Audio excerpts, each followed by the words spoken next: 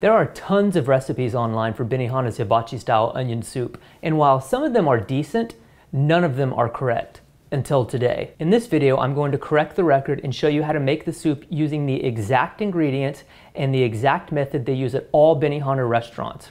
I'm going to show you the 3 secret ingredients that are missing from every recipe online, and I'll give you some helpful tips and pointers to make your soup taste exactly like it does at your favorite local Japanese steakhouse. And for those of you who don't want to track down the special ingredients you'll need to make the soup precisely, in the last half of the video, I'm going to show you how you can recreate the soup using ingredients you can find at literally any grocery store. So let's do this. Before we get started, I want to go over the 3 secret ingredients that are missing from every recipe online. For the broth, Benihana uses a combination of Swiss Chalet HACO brand chicken flavor base paste and Swiss Chalet HACO brand beef flavor base paste.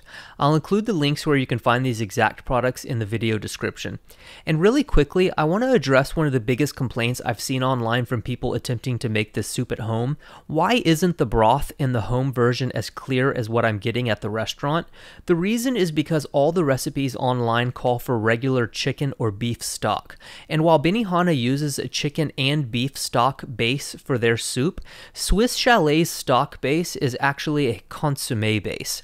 And for those of you who aren't familiar, a consommé is a stock that has been clarified using a coagulating agent, typically egg whites, and this process makes the stock or broth very clear.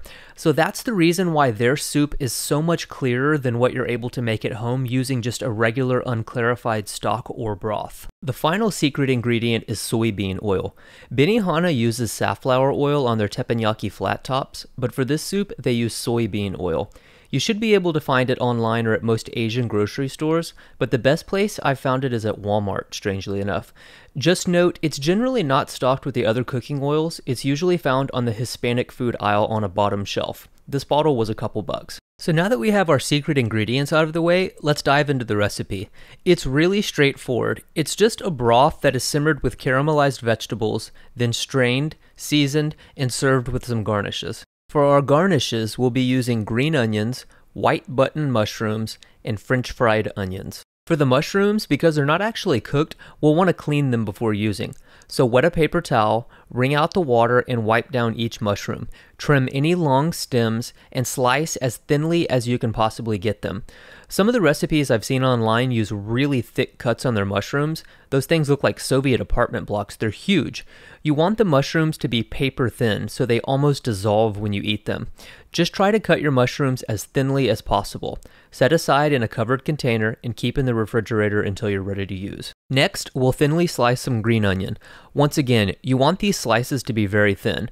We're going for super thin slices, not big crunchy chunks of scallions. There's no trick, just slice very thinly with a sharp knife. Then store the onions in a covered container in the fridge until you're ready to use. For our broth, because they're combined, you can actually reconstitute the beef and chicken stocks together. So bring 2 cups of water to a boil and add 1/2 teaspoon or 4 grams HACO brand chicken base and 1/2 teaspoon or 4 grams HACO brand beef paste to a bowl. Then add the boiling water and whisk until the pastes are completely dissolved.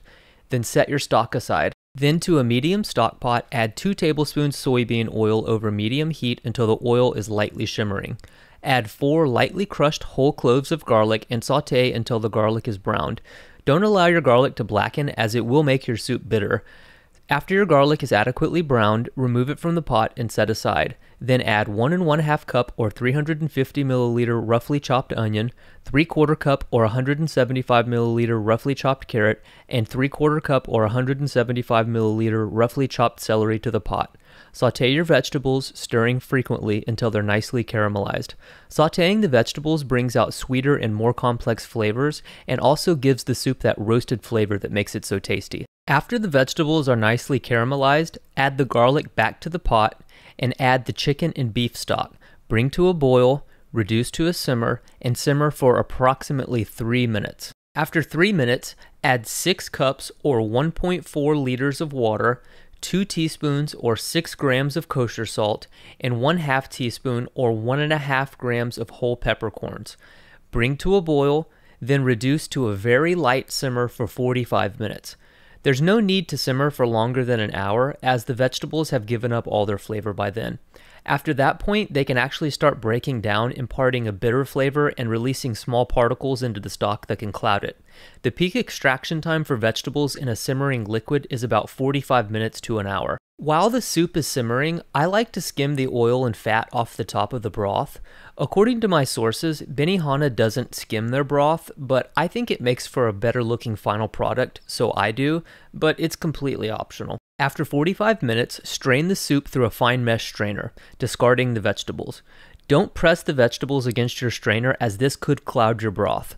Allow the broth to cool slightly and then taste. It should be fairly bland. Now adjust your seasoning by adding 1/2 teaspoon or 1 1/2 grams of kosher salt at a time until the soup is well seasoned. This is the most important step. We want a well seasoned broth. I usually end up adding about 3 to 5 extra teaspoons of salt until mine tastes right. To serve, place a pinch of French fried onions at the bottom of a bowl.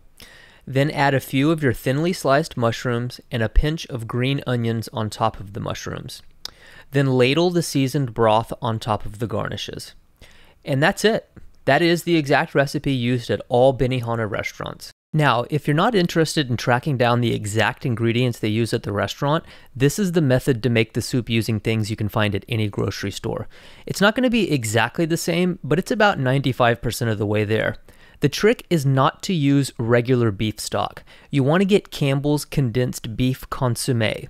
We're going to add this to Campbell's condensed chicken broth, so the clarity isn't going to be as clear as the Benihana version, but because 90% of the liquid is going to be water and beef consommé, it's almost as clear as the restaurant version, and the taste is virtually identical. We're going to use the exact same recipe and method we used to make the Benihana version. We're just replacing the HACO brand chicken and beef stock paste with our condensed Campbell soups. Now we'll heat up 2 tablespoons of soybean oil in a medium stock pot over medium heat. When the oil is lightly shimmering, add 4 lightly crushed whole garlic cloves. After the garlic is browned, remove from the pan and set aside. Then add 1 1/2 cup or 350 milliliter roughly chopped onion, 3/4 cup or 175 milliliter roughly chopped carrot, and 3/4 cup or 175 milliliter roughly chopped celery to the pot. Sauté the vegetables until they are nicely caramelized. Add the garlic back to the pot and pour in the beef consommé and the chicken stock. Bring to a boil and reduce to a simmer for 3 minutes. After 3 minutes, then add 6 cups or 1.4 liters of water, 2 teaspoons or 6 grams of kosher salt, and 1/2 teaspoon or 1 1/2 grams of peppercorns. Bring to a boil and reduce to a light simmer for 45 minutes. Skim the foam from the top of the soup while it's simmering if you want, but this is completely optional. And after 45 minutes, strain the soup through a fine mesh strainer. Let the soup cool down for a few minutes and then adjust the seasoning with kosher salt. Now let's compare our two broths in terms of clarity and color. Here's the Benihana version on the left, and here's the grocery store version on the right. As you can see, in terms of color, the home version is slightly darker. In terms of clarity, the Benihana version wins out, but not by much. In the taste department, the home version is about 95% similar to the Benihana recipe. The grocery store version has a more pronounced beefy flavor, and it's a bit more one-dimensional, but I honestly don't think most people would be able to tell the difference. It's still a lot closer to what you can get at a Japanese steakhouse than any recipe that exists online currently, that's for sure. There you have it. That is the exact recipe that Benihana uses at all of their restaurants. If you found this video useful, hit the like button. It really helps with the algorithm. And if you have any questions or comments, let me know. I do my best to answer every question. And thank you very much for watching. I sincerely appreciate all your support. Thanks again.